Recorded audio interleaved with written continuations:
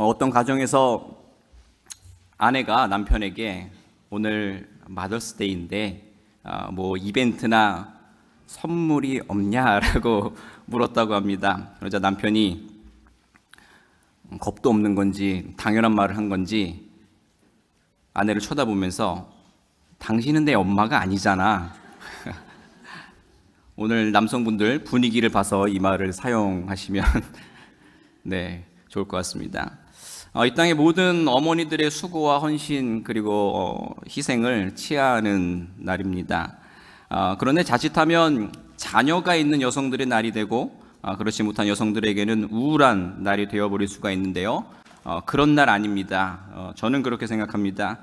생물학적 자녀가 있고 없음에 상관없이 자신이 영향력을 주는 모든 이들의 어머니입니다. 모두가 이 날을 기쁨으로 누릴 수 있었으면 좋겠습니다. 그래서 오늘 말씀도 제가 정말 어렵게 어머니 날에 맞춰서 설교를 준비해 봤어요.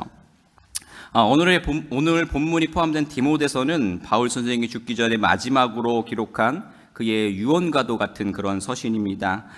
그는 죽기 전에 딱 두 가지의 자신이 살아온 세월을 담아내고 있습니다. 먼저는 하나님 앞에서 자신이 가졌던 정체성에 관한 것이었습니다. 하나님의 뜻으로 말미암아 그리스도 예수 안에서 있는 생명의 약속대로 그리스도 예수의 사도된 바울. 이것이 평생 자신이 살아온 삶 속에서 자신이 건진 단 하나의 정체성입니다. 그리스도 예수의 사도가 되었다. 그토록 명확한 정체성과 사명을 가지고 달려온 바울의 그 삶의 끝에서 그가 뒤를 돌아보면서 부른 한 사람이 있었는데요. 그가 바로 그의 사랑하는 아들 디모데였습니다. 여러분이 아시다시피 디모데는 바울 선생의 생물학적 아들은 아닙니다. 하지만 바울 선생은 디모데서에서부터 영적 아들 삼은 디모데를 참 아들이라고 강조합니다.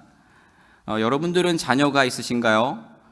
여러분들 가운데는 정말 생물학적인 자녀가 있는 분들도 있으실 것이고 또 기도하면서 아이를 기다리시는 분들도 있으실 것입니다. 또 어쩌면 여러 가지 사정으로 자녀를 잃었거나 또 갖는 것 자체가 쉽지 않은 분들도 있으실지 모르겠어요. 요즘은 장가든 아들의 어머니들이 아들을 잃었다라고 많이 이야기를 해요. 며느리한테 빼앗겼다. 시대가 예전과는 좀 많이 바뀌어서 아들이 처갓집에는 그렇게 가면서 친가에는 잘 안 가기 때문에 아들을 잃었다, 빼앗겼다라고도 이야기를 합니다. 시대에 따른 재미있는 어떤 상황인 것 같아요. 여러분이 진정한 그리스도인이라면 자녀가 반드시 있어야 합니다. 그 이유는요, 사람을 지으신 하나님께서 창조 때부터 주신 명령이자 인간에게 주어진 최대의 복이기 때문입니다. 창세기 말씀을 한번 보실까요? 창세기 1장 26절로 27절 말씀 보면 하나님이 자기 형상 곧 하나님의 형상대로 사람을 창조하시되 남자와 여자를 창조하시고 하나님이 그들에게 복을 주시며 하나님이 그들에게 이르시되 생육하고 번성하여 땅에 충만하라 땅을 정복하라 바다의 물고기와 하늘의 새와 땅에 움직이는 모든 생물을 다스리라 하시니라. 아멘. 명백히 창세기는 하나님께서 창조된 사람에게 복을 주시기를 생육하고 번성해서 땅에 충만하고 땅을 다스리라고 하신 것을 기록하고 있습니다. 이 복된 명령은 노아 언약에서도 아브라함 언약에서도 이어집니다. 그래서 많은 우리 그리스도인들이 이제 갓 결혼한 신혼부부들에게 이 구절을 빗대어서 이제 다산의 메시지를 주고는 합니다. 물론 그게 잘못되었다라는 건 아닙니다. 나름대로의 최선의 축복을 하는 것이겠지요. 그런데 여러분 혹시 우리가 이 27절에 앞선 26절을 놓치고 있다는 사실을 알고 계시나요? 하나님께서 이 땅에 충만하게 생육되고 번성하기를 원하셨던 그 사람이라는 존재가 하나님의 형상대로 지어진 존재라는 것을 말이죠. 하나님께서 하나님의 형상된 존재, 즉 하나님을 닮은 하나님의 자녀, 즉 예수 그리스도를 닮은 작은 예수들을 이 땅에 가득하기를 원하셨다라는 겁니다. 그냥 단순하게 생물학적인 임신과 출산을 반복하면서 인구수를 늘리는 것에 대해서 이야기하고 있지 않으신다라는 겁니다. 여기서 우리가 주목할 것은 생육과 번성과 충만이라는 단어가 아니라 하나님의 형상이라는 겁니다. 아담이 죄를 짓고 인류가 타락한 후에 여러분 잘 아실 것이에요. 노아의 때에 가면 하나님께서 오히려 사람의 번성을 더 이상 기뻐하시지 않는 장면이 나옵니다. 더 이상 하나님과 동행하지 않고 하나님의 영을 담지 않고 육의 존재가 된 이들이 세상에 가득한 것을 보시고 오히려 사람 지으신 것을 한탄하시기까지 하십니다. 예수님께서 가룟 유다가 행할 악과 슬픈 말로를 아시고 차라리 나지 않았으면 좋았을 거라고 말씀하신 것과 같은 맥락인 것이에요. 단순히 이 땅에 태어나고 낳고 하는 그 자체로는 큰 의미가 없다라는 겁니다. 보세요. 결국 하나님께서는 당대에 의인된 노아의 가족만 제외하고는 지면의 모든 사람을 다 쓸어버리시는 것이 성경에 기록되어 있습니다. 그래서 인간의 번식 그 자체가 결국 하나님이 계획하시고 기뻐하시는 일이 아니라는 것을 성경이 말해주고 있는 것입니다. 그런 하나님께서 홍수를 그치고 다시 새롭게 하신 세상의 시작 속에서 노아와 그의 아들들에게 또다시 생육과 번성과 충만의 복을 내리시는 장면이 나옵니다. 창세기 9장의 내용인데 무지개를 보여주시면서 말이죠. 너무 사람이 번성만 하는 것을 대해서 하나님께서 그렇게 한탄하시고 쓸어버리셨는데 다시 생육과 번성과 충만의 복을 주셨다. 그러면 도대체 하나님께서는 우리로 하여금 자녀를 낳아 생육하고 번성하는 것에 관해서 어떠한 그림을 그리시는지에 대해서 생각을 해봐야 되지 않겠습니까? 오늘 본문에 보시면 평생 하나님의 마음을 자기 안에 담고 이를 전하려 했던 바울 선생을 통해서 우리는 그 그림을 찾아볼 수 있다라고 생각합니다. 우선 그는 자신의 사랑하는 자녀된 디모데에게 2절에서 이렇게 축복합니다. 사랑하는 아들 디모데에게 편지하노니 하나님 아버지와 그리스도 예수 우리 주께로부터 은혜와 긍휼과 평강이 내게 있을지어다. 아멘. 자, 이것이 우리가 사랑하는 자녀에게 남겨줄 소중한 유산이자 후대에 전하는 유일한 소망입니다. 주님으로부터 오는 은혜와 긍휼과 평강을 빌어주는 것이 자녀를 낳은 자가 행하는 최후의 그리고 최선의 일인 것입니다. 그저 건강하게 낳아서 좋은 것 먹이고 입히고 길러주는 것이 생육의 개념이 아니라는 겁니다.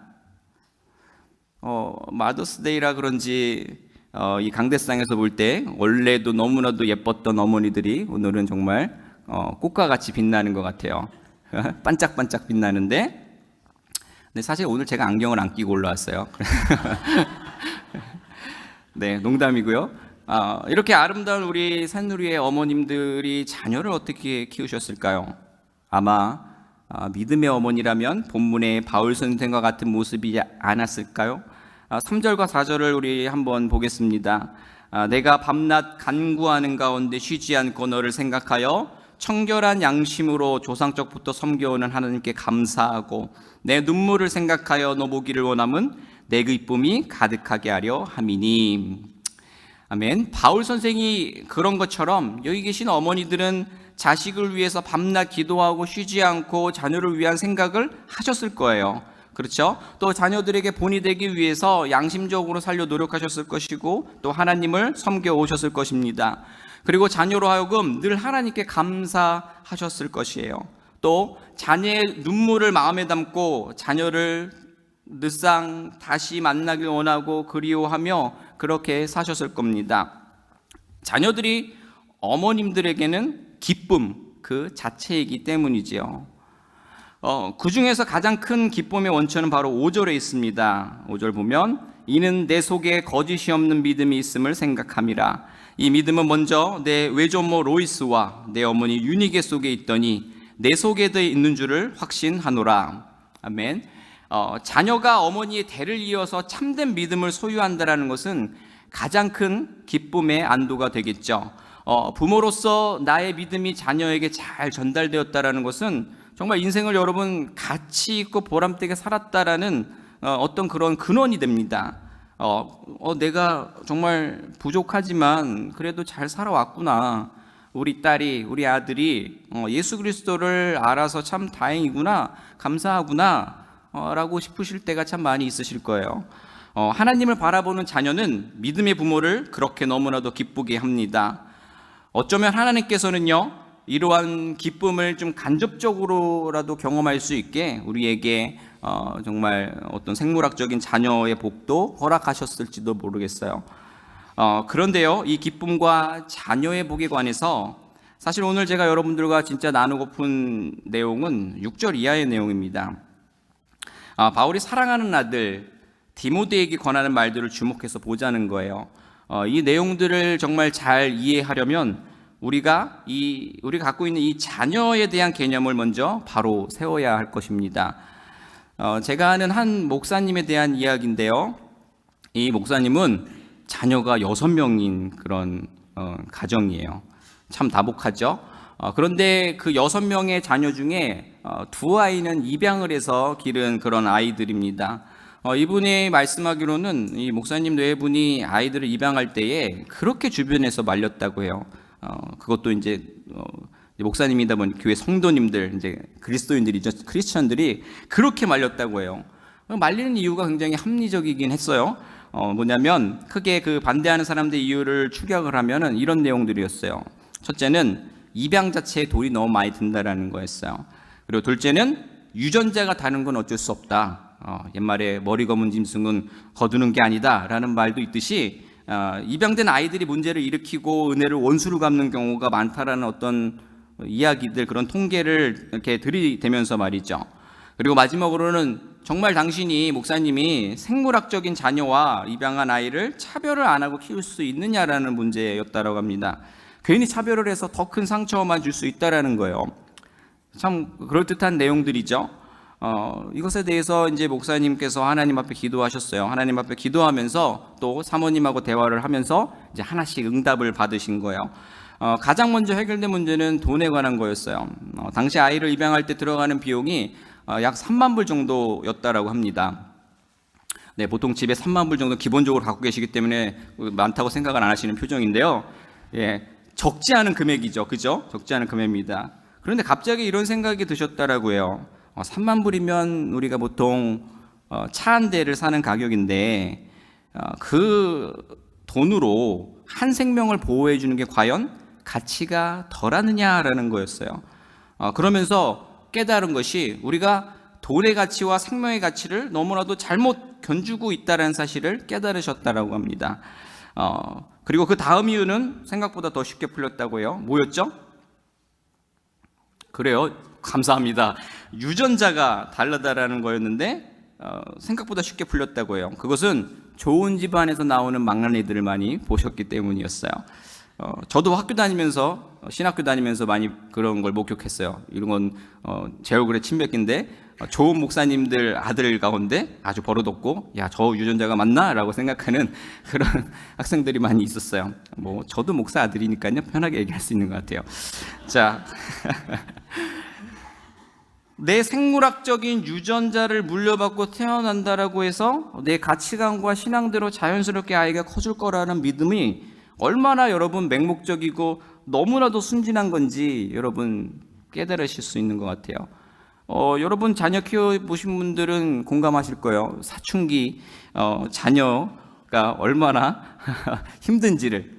어떤 분의 언제 얘기했지? 어떤 분이 사춘기 자녀는 정신병에 걸린 거라고 이렇게 표현을 하시던데, 여러분 누군가를 양육한다라는 것이 원래 상처투성이가 될 각오 없이는 할 수 없는 일이라는 걸 알면 내 시건 다른 사람의 시건 중요한 게 아니란 거죠.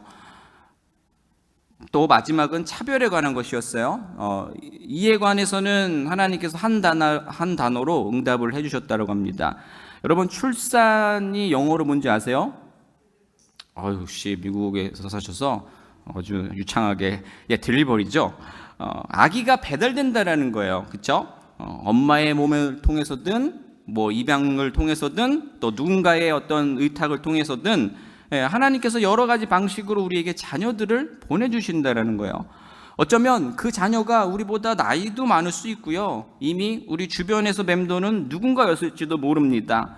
보호가 필요하고 사랑이 필요한 그 영혼들을 하나님께서는 우리에게 다양한 모습으로 딜리버리 해주시는 겁니다. 경로가 다를 뿐이죠. 모든 생명은 다 귀하고요. 그 생명이 성장하는 모습이 참 기쁨이 되는 겁니다.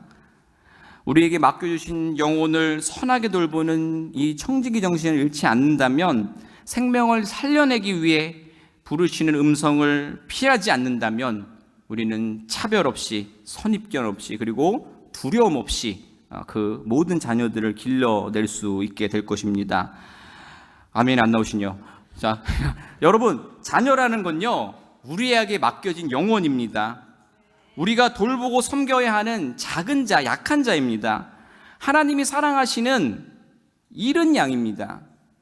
그런데 이 양들은요, 나의 가정 가운데서 새로 태어나는 생명이기도 하지만 전혀 생각하지 못한 곳에서 딜리버리 되기도 하는 것입니다. 하나님의 마음을 모르는 누군가가 의무를 다하지 않고 버린 양도 있고요, 오랜 시간 동안 주인을, 부모를, 또 자기를 케어해 줄 사람을 만나지 못한 양들도 있습니다. 이들 모두가 하나님의 자녀이고 마땅히 사랑받아야 하는 존재들입니다. 애타게 찾으시는 하나님을 만나야 하는 양들이라는 겁니다. 이미 하나님의 사랑 가운데 거하는 여러분들, 저와 여러분들은 이런 이들의 어머니가 되어주어야 합니다. 그들을 낳고 그들을 사랑하시고 찾으시는 하나님의 그 절절한 마음을 그들을 향해서 품어야 하는 것입니다. 저는요, 단지 자녀를 낳았다고 해서 부모가 되는 거라고 생각하지 않습니다. 이 세상에는요, 생명을 직접 낳았어도 엄마라는 호칭이 너무나도 어울리지 않은 사람이 있는가 반면에, 자녀가 없어도 이미 엄마인 사람들이 너무나도 많이 있어요. 오히려 자기 자식을 낳았는데도 불구하고 더 이기적으로 변하는 사람들도 있다라고 합니다. 반면에 출산의 경험이 없어도 가난한 마음, 낮은 곳에 머무는 사람들에게 자신을 내어주는 진정한 어머니의 모습으로 살아가는 사람들이 참 많이 있습니다. 여러분, 우리가 반드시 기억해야 할 것은요, 누구나 출산을 경험하는 동시에 어머니가 되는 것은 아니라는 겁니다. 엄마도 아기처럼 새로 태어나고 훈련이 되어야 돼요. 진짜 사랑을 배워가며 사랑을 실천하면서 말이죠. 어쩌면 자녀를 낳은 사람보다 사랑을 할 줄 아는 사람에게 이 엄마라는 호칭이 더 어울릴지도 모르겠어요.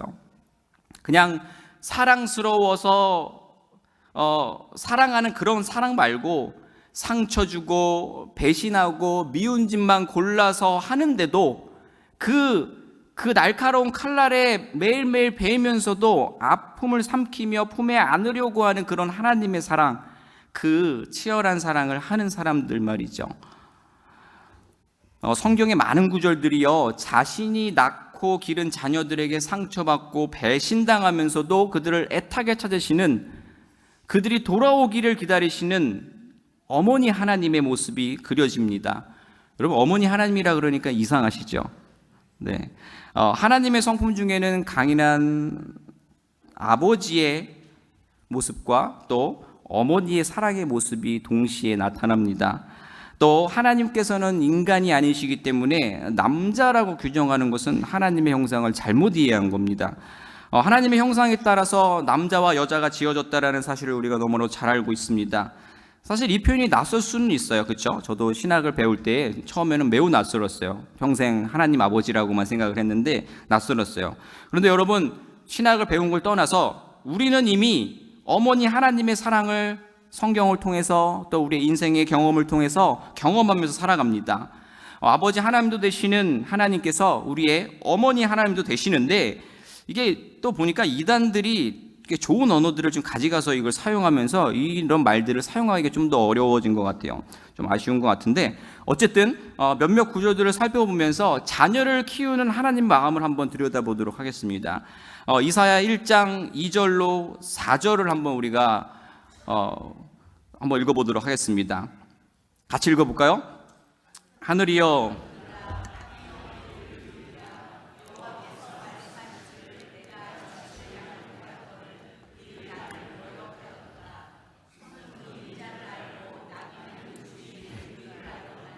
이스라엘은 알지 못하고 나의 백성은 깨닫지 못하는도다 하였도다. 슬프다 범죄한 나라여, 허물진 백성이여, 행악의 종자여, 행위가 부패한 자식이로다. 그들이 여호와를 버리며 이스라엘의 거룩하신 일을 만울히 여겨 멀리하고 물러갔도다. 이사야 39장 15절도 같이 읽겠습니다. 여인이 어찌 그 젖먹는 자식을 잊겠으며 자기 태에서 난 아들을 긍휼히 여기지 않겠느냐. 그들은 혹시 잊을지라도 나는 너를 잊지 아니할 것이라. 아멘. 마더와이즈나 아버지 학교나 어머니 학교 같은 프로그램을 하면서 부모님들하고 이야기를 해보면요, 자식에게 얼마나 부모가 많은 상처를 받았는지를 알게 됩니다. 우리는 그런 부분도 물론 있어요. 내적 치유나 이런 것들을 통해서 우리가 부모에게서 물려받은 어떤 쓴뿌리나 어린 시절의 상처 이런 것들을 이제 들어보면서 이제 치유를 하는데, 모르시는 말씀이에요. 진짜 상처받고 아픈 건 부모들이더라고요. 단지 자식을 너무 사랑하니까 그 상처까지도, 그 아픔까지도 그냥 품고 가는 거예요. 그런데 하나님의 마음이 그래요. 어떻게든 품어보려고 하지만 그 사랑을 거부하고 떠나고 배신하고 짓밟는 자녀들을 보면서 하나님의 마음은 상처로 만신창이가 돼요. 여러분, 자녀를 갖는다라는 것은 그런 거예요. 여러분들은 누군가를 향해서 이 정도의 상처와 아픔을 감내하며 사랑을 베푸신 적이 있으신가요? 이 하나님의 마음을 내 마음에 담아본 적이 있으셔요? 하나님이 목숨 걸고 하신 이 사랑의 모습을 흉내라도 내보신 적이 있으세요? 자, 생물학적인 자녀가 있으신 분들은 더 나아갑시다. 내 자식 이외에 이런 사랑 해보신 적이 있으셔요? 흔히들 예수님께서 이 땅에 오신 이유가 경계를 허무는 것이라고 말합니다. 하나님과 우리의 경계, 그리고 이웃과 이웃의 경계를 허물어서 사랑으로 연합시키는 그분의 사역의 본질을 멋지게 정리한 그런 신학적인 표현이 되는데요. 예수님께서는 바리새인들이 가르친 이 율법의 그 범위를 완전히 초월하는 하나님 나라의 새로운 의를 주시기 위해 이 땅에 오셨습니다. 마태복음은 예수님께서 가르치신 하나님 나라의 새로운 의, 즉 우리가 하나님처럼 온전하기 위해 해야 할 일들을 이렇게 정리하고 있습니다. 마태복음 5장 46절로 48절 말씀인데요. 너희가 너희를 사랑하는 자를 사랑하면 무슨 상이 있으리요? 세리도 이같지 아니하느냐? 또 너희가 너희 형제에게만 무난하면 남보다 더하는 것이 무엇이냐? 이방인들도 이같이 아니하느냐? 그러므로 하늘에 계신 너희 아버지의 온전하심과 같이 너희도 온전하라. 아멘. 혈통의 목을 매는 바리새인들을 향해 예수님께서 말씀하시는 겁니다. 자신을 사랑하는 사람들, 당신의 형제들만 돌보고 사랑한다면 이방인, 너희가 그렇게 혐오하는 하나님의 말씀을 모르는 그 사람들과 무엇이 다르냐라고 말이죠. 여러분, 예수님께서 마태복음 12장에서 많은 사람들 앞에서 어머니와 동생들을 가리키면서 누가 내 어머니와 동생입니까? 라고 반문했던 구절 기억나실 겁니다. 아무리 예수님이라 해도 어떻게 자기의 가족을 저렇게 매몰차게 모른 채 하시지? 너무 냉정하신 게 아닌가라고 생각하신 적 있으신 분 있는지 모르겠어요. 하지만 여기서 예수님의 의도는요, 그 어머니와 동생을 매몰차게 밀어낸 것이 아니라 기본적인 자신이 가지고 있는 그 가족의 개념을 확장하고 싶으셨던 거예요. 우리가 품어야 할 가족은 정녕 우리가 생각하는 그 혈통적 핏줄 그 가족뿐이 아니라는 거죠. 여기서 예수님께서 육신의 가족을 부정했다는 뜻이 아니라 모든 사람을 자신의 가족으로 초대하셨다라는 겁니다. 이 개념은요, 하나님을 믿는 우리에게 너무나도 중요한 내용입니다. 여러분들은 예수님께서 가르쳐 주신 이 가족의 개념을 정말 이해하고 실천하고 살고 있으신가요? 이사야 23장 4절을 보면요, 시돈이여 너는 부끄러워할지어다. 대저 바다 곧 바다의 요새가 말하기를 나는 산고를 겪지 못하였으며 출산하지 못하였으며 청년들을 양육하지도 못하였으며 처녀들을 생육하지도 못하였다 하였습니다. 이 말씀이요, 아이를 갖지 못하는 이의 부끄러움이 아니라 열매 없음의 부끄러움을 이야기하고 있는 것입니다. 로마서 9장 8절 보면 곧 육신의 자녀가 하나님의 자녀가 아니요 오직 약속의 자녀가 씨로 여기심을 받느니라 라고 말씀하셔요. 여러분, 우리가 실질적으로 가정을 꾸렸는지, 배우자가 있건 없건 자녀가 있건 없건 오직 우리가 사랑으로서 믿음을 나타내는 삶을 살고 있느냐가 중요하다라는 겁니다. 그럼 여러분, 이 양육의 힘이 도대체 어디서 나올까요? 아까 제가 입양 이야기 했었잖아요. 입양 이야기에서 사실 그 입양을 더 강력하게 추진했던 것은 사모님 쪽이었다고 합니다. 그 이유가 있었어요. 이 사모님께서 입양 가정에서 자라나셨기 때문이었어요. 그런데 그 양부모에게서 받으셨던 그 사랑이 너무나도 크고 넘쳐서 자라면서 수도 없이 그렇게 고백했다라고 해요. 꼭 내가 자라서 결혼을 하면 내가 받은 이 사랑을 같은 어떤 형편의 어려움을 당하고 있는 그런 잃은 양들에게 내가 전하겠다, 물려주겠다라고 다짐을 하셨다라는 거예요. 여러분, 사랑을 주고자 안달이 난 사람은, 그런 마음을 먹은 사람은 그 사랑의 공급처가 분명히 있기 마련이라는 겁니다. 여러분들에게는 그 공급처가 있으십니까? 아멘. 우리에게는요, 끊쳐지지 않는 그 사랑의 공급처가 이미 있습니다. 어디죠? 그렇습니다. 우리를 향한 하나님의 끝없는 사랑입니다. 여러분, 요한일서 4장 9절에서는요, 하나님의 사랑이 이렇게 났다라고 말하고 있어요.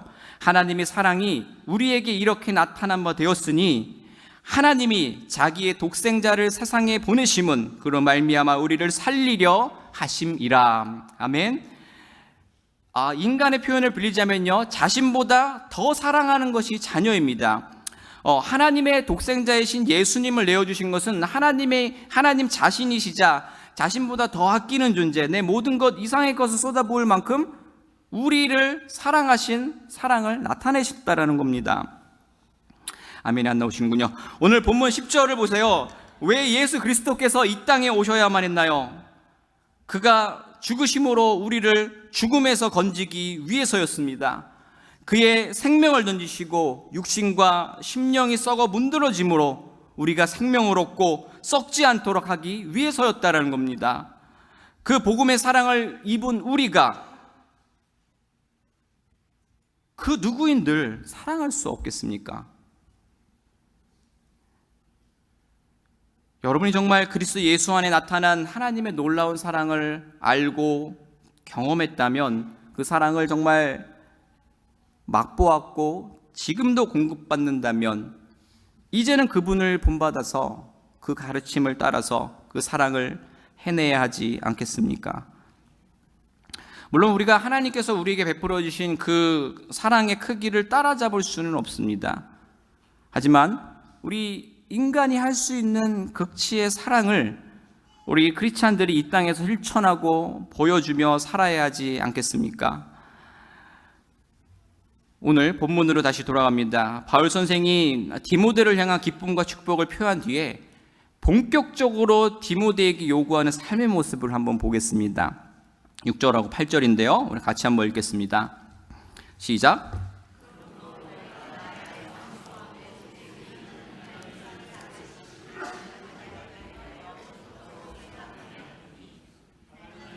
주신 것은 두려워하는 마음이 아니요 오직 능력과 사랑과 절제하는 마음이니, 그러므로 너는 내가 우리 구주를 증언함과 또는 주를 위하여 갇힌 자 된 나를 부끄러워하지 말고 오직 하나님의 능력을 따라 복음과 함께 고난을 받으라. 아멘. 결국 마무리하는 동사가 뭐죠? 고난을 받으라.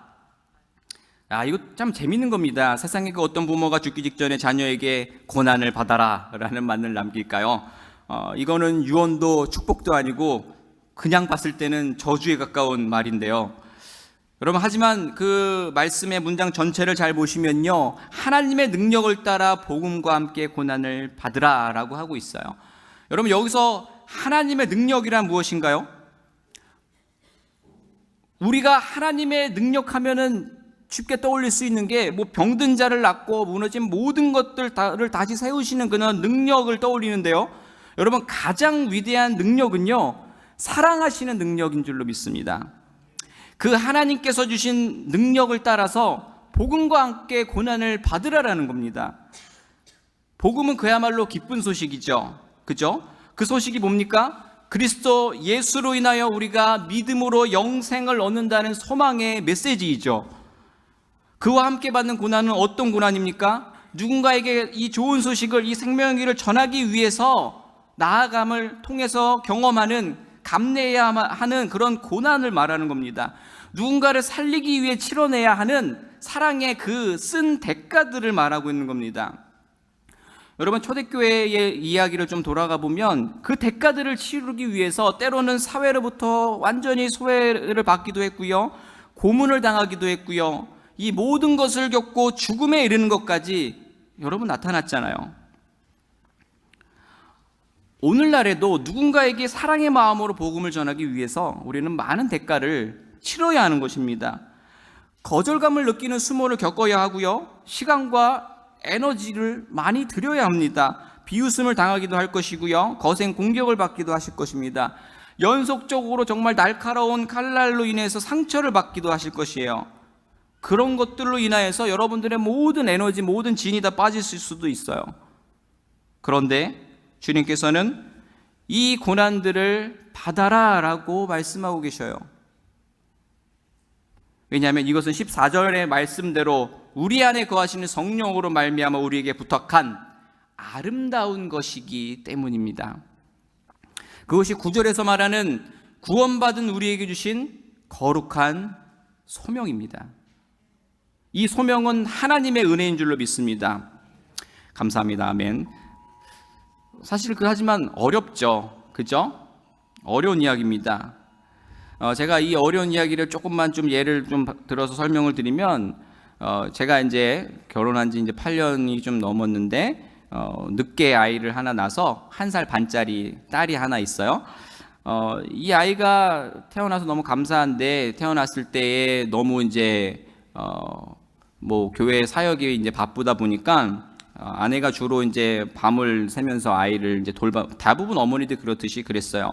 그런데 어느 날 우연히 늦은 밤에 아내와 우리 딸아이가 있는 방을 이제 방문을 이렇게 열었는데, 아내가 아기를 안고선 펑펑 울고 있는 거예요.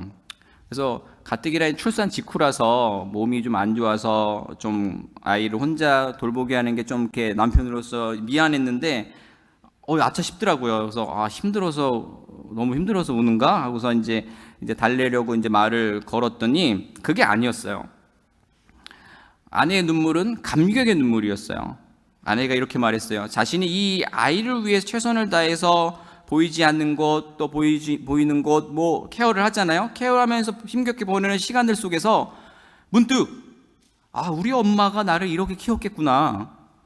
나는 하나도 기억이 나지 않는데, 나는 전혀 모르는데, 나는 보지도 못했는데 엄마의 사랑이 거기에 있었구나. 엄마의 그 희생이 거기에 있었구나. 엄마의 사랑에 대한 깨달음이 밀려와서 그때 그렇게 눈물을 흘리고 있었다라는 거예요. 또 아까 제가 노아에게 생육과 번성의 보를 내리시고 그 자녀들의 생명을 살리시겠다는 언약으로 무지개를 주셨다라는 말씀을 드렸었죠. 여러분, 무지개가 반원이 아니라는 사실을 여러분 알고 계세요? 우리가 보여지는 것은 반원이지만 사실 무지개는 둥근 형태를 띠고 있습니다. 무지개는 비가 온 뒤에 공기 중에 수증기에 이제 태양광이 굴절하면서 만들어지기 때문이에요. 이때 빛이 수증기의 둥근 모양과 맞춰서 굴절하면서 공중에 둥근 모양의 무지개를 이루게 되는 거죠. 때문에 주변에 산이나 건물 등 시야가 가려지는 것이 없는 곳에서는 무지개의 그 원형을 보기도 한다라고 합니다. 여러분, 그런데 우리는 땅의 지대나 건물같이 시야에 가려지는 것이 많아서 부분만을 볼 때가 참 많이 있죠. 하지만 중요한 것은 우리의 눈에 보이지 않는다라고 해서 그 나머지 부분이 존재하지 않는다라는 것이 아니라는 겁니다. 바로 이겁니다. 우리를 향한 하나님의 사랑은 무지개처럼 언제나 beyond the sight, 더 크게 존재한다라는 거예요. 우리가 그런 하나님의 사랑을 알아가는 방법은 단 한 가지밖에 없습니다. 누군가를 그처럼 사랑해 보는 것입니다. 사랑받을 가치가 없어 보이는 사람을 아파하며 사랑해 보는 겁니다. 그럴 때 우리에게 주신 하나님의 사랑이 얼마나 크고 쓰라렸는가를 깨닫게 될 것입니다. 차마 몰랐던 하나님의 그 절절한 사랑을 구석구석 우리가 체험하게 될 것입니다. 어쩌면 그 고통과 희생의 것은요, 성경을 통해서 우리가 보는 것 그 이상일 것입니다. 우리가 표현하는 언어를 뛰어넘는 차원이었을 것입니다. 여러분, 내가 낳은 자녀, 낳을 자녀만 품지 않으시길 바랍니다. 자녀가 없다라고 해서요, 엄마로서의 삶을 외면하지 마세요. 여러분, 한번 생각해 보시죠. 오늘 여러분들이 구할 수 있는 생명은 누구인가요? 돌봐야 하는 이가 주변에 있으신가요? 혹시 도와줄 수 있는 누군가를 외면한 적 있으신가요? 하나님께서 우리에게 많은 것을 채워주셨어요.